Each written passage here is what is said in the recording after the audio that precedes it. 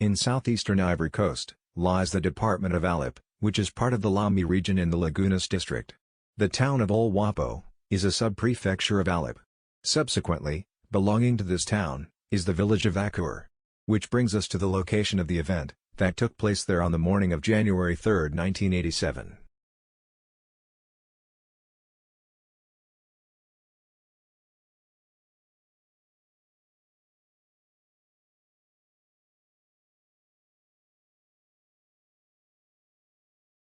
We now find ourselves in the city of Abidjan, one of the country's largest cities, and its economic engine. It is here where the story begins. Located to the southeast of the city, lies the Félix Houphouët-Boigny Airport, which is the largest airport in the country for air traffic. The airport is the main hub of the national airline Air Côte d'Ivoire. Named after the first president of Ivory Coast, Félix Houphouët-Boigny, this international airport is directly connected currently to airports in Europe and to many destinations within the rest of Africa and the Middle East. The airport is served by 17 airlines, covering more than 30 destinations. Saturday morning, January 3rd. The early hours of the day are passing by. And shortly before 2 a.m., a plane was waiting on the airstrip for departure. This plane was Varig Flight RG-797, which was scheduled as a passenger flight to Rio de Janeiro, Brazil.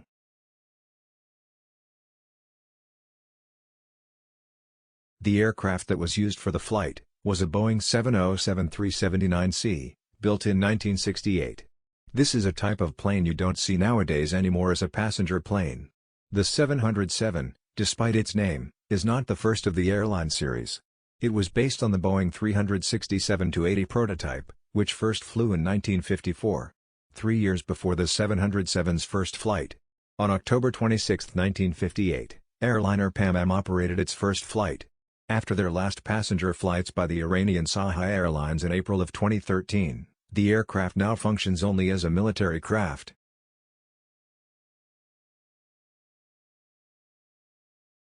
On Félix Houphouët-Boigny International Airport, or shortly known as Port Bouet Airport, passengers are busy boarding the plane. However, as they are walking into the machine that should carry them to Rio de Janeiro, they don't realize that just on the previous flight, the inbound flight to this airport, something terrible happened. On board the plane are now a total of 39 passengers from all around the world, but mostly from Ivory Coast. Operating the plane is a team of 12 crew members, all from Brazil. Amongst them are 38-year-old Captain Julio Cesar Carneiro Correa, with 11,000 flight hours, First Officer Nelson Figueiredo, and Flight Engineer Eugenio Cardozo.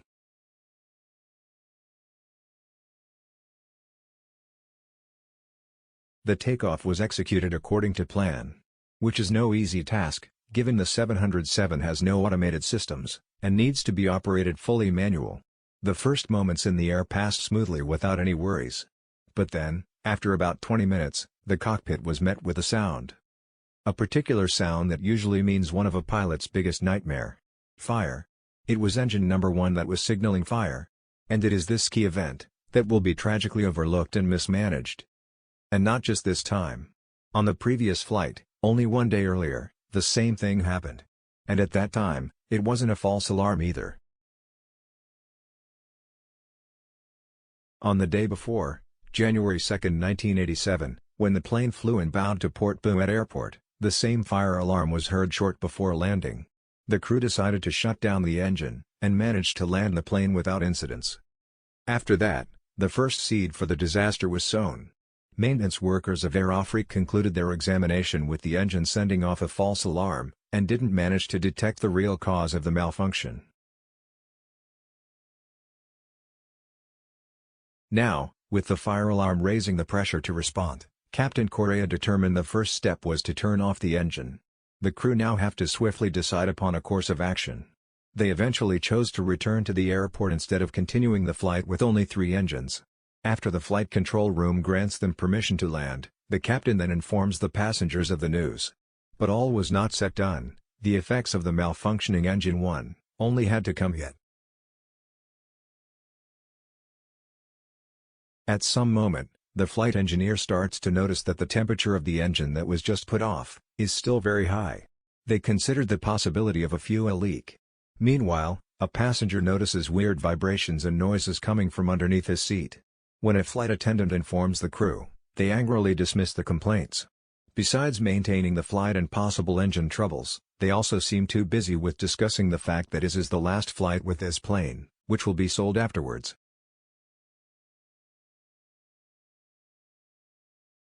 As the lights of Abidjan came into view, the plane was approaching the airport, and soon the first airstrip entered view.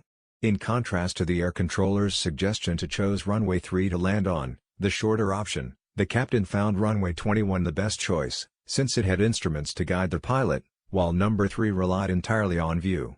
However, this choice had to come with another problem in exchange. Because of the position of runway 21, the plane had to make a longer and more complicated landing. This required the plane to make a long left turn of 270 degrees. The plane then has a bank to the left, putting more gravitational pull on the downward left wing. And since the defect engine was located on the left wing, it couldn't add thrust for compensation.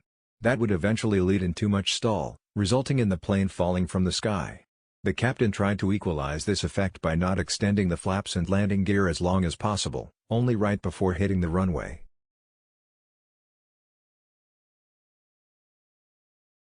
In the end, this approach turned out futile for landing the plane safely. During the last 50 seconds of the flight, the crew didn't suspect any danger, their conversations remained relaxed and confident. Like the passengers, they must have had high hopes to be on their destination soon. For everyone on board, it can only be said that it was for the better that the transition from flight to crash went as fast as possible.